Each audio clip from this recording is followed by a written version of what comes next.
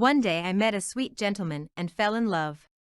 When it became apparent that we would marry, I made the supreme sacrifice and gave up beans. Some months later, on my birthday, my car broke down on the way home from work. Since I lived in the countryside, I called my husband and told him that I would be late because I had to walk home. On my way, I passed by a small cafe and the odor of baked beans was more than I could stand.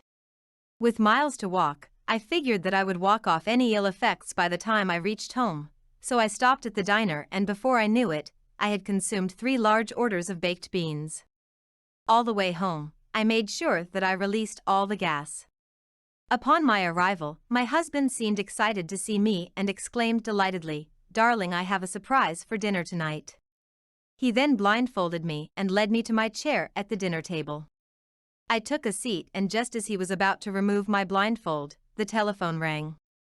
He made me promise not to touch the blindfold until he returned and went to answer the call. The baked beans I had consumed were still affecting me and the pressure was becoming most unbearable, so while my husband was out of the room I seized the opportunity, shifted my weight to one leg and let one go. It was not only loud, but it smelled like a fertilizer truck running over a skunk in front of a sewage works. I took my napkin from my lap and fanned the air around me vigorously. Then, shifting to the other cheek, I ripped off 3 more.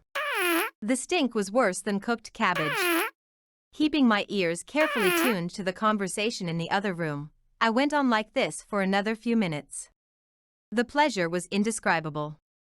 When eventually the telephone farewells signaled the end of my freedom, I quickly fanned the air a few more times with my napkin, placed it on my lap and folded my hands back on it feeling very relieved and pleased with myself.